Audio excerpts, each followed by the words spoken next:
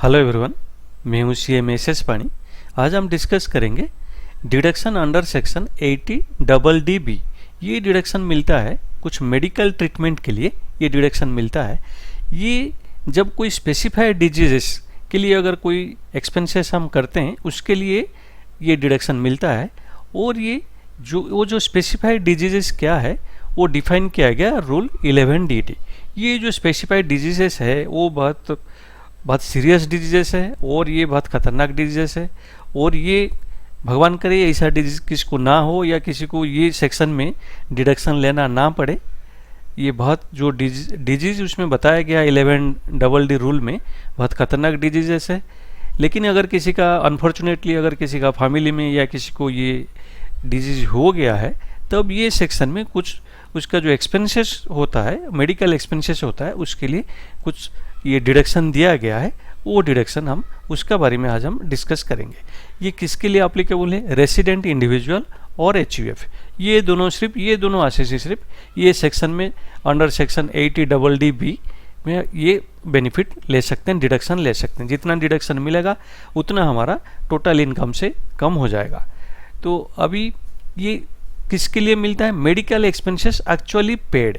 तो ये जो स्पेसिफाइड डिजीजेस के लिए अगर हम सचमुच खर्चा किए, जो मेडिकल एक्सपेंसेस किए हैं उसके लिए मिलेगा। अगर इंडिविजुअल केस के लिए किस किस के लिए वो एक्सपेंसेस हम करने से हमको मिलेगा? सेल्फ के लिए। अगर इंडिविजुअल है वो मेडिकल एक्सपेंसेस सेल्फ के लिए हो सकता है या होली और मेनली डिपेंडेंट। वो इंडिविजुअल का ऊपर जो डिपेंडेंट है, मेनली होली और मेनली डिपेंडेंट है उसका ऊपर, उनके लिए भी अगर खर्चा किया जाता है मेडिकल एक्सपेंसेस तब भी ये डिडक्शन मिलता है। वो किसके लिए खर्चा करने से मिलेगा? स्पाउस, चिल्ड्रेन, पेरेंट्स, ब्रदर्स और सिस्टर्स।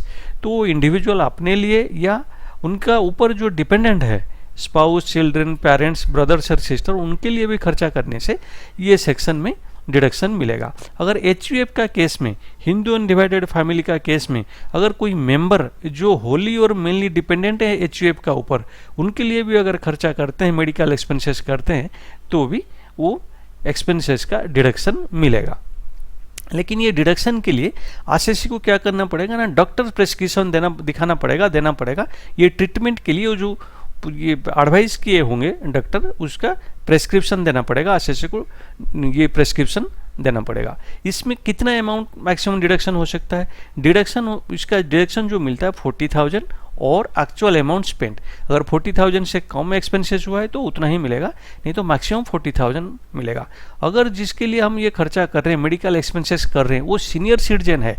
सीनियर सिटीजन मतलब 60 ईयर्स का एज का है, 60 ईयर्स या मोर, मिनिमम 60 ईयर्स का एज का है, तो वो केस में, सीनियर सिटीजन केस के लिए अगर केस में ये डिडक्शन 1 लाख तक मिलेगा और एक्चुअल अमाउंट स्पेंड। अगर 1 लाख तक मैक्सिमम अमाउंट है, ये 40,000 और 1 लाख मैक्सिमम अमाउंट है। सीनियर सिटीजन होने से 1 लाख तक मिलेगा। नॉर्मल केस में 40,000 मिलेगा, ये मैक्सिमम अमाउंट है। अगर एक्चुअल अमाउंट जितना स्पेंड किए हैं, जितना खर्चा किए, उतना मिलेगा। अगर कोई इंश्योरेंस पॉलिसी लिया गया है या कोई एम्प्लॉयर से कुछ पैसा मिल रहा है ये जो एक्सपेंसेस के लिए, मेडिकल एक्सपेंसेस के लिए, तो वो अमाउंट डिडक्ट करने का बाद ही हमको ये डिडक्शन मिलेगा। अगर कोई इंश्योरेंस प्रीमियम, हम इंश्योरेंस से कोई अमाउंट हमको मिल रहा है या कोई एम्प्लॉयर कुछ पेमेंट दे रहा है ये एक्सपेंसेस के लिए, मेडिकल एक्सपेंसेस के लिए, वो अमाउंट हमको डिडक्शन करना पड़ेगा।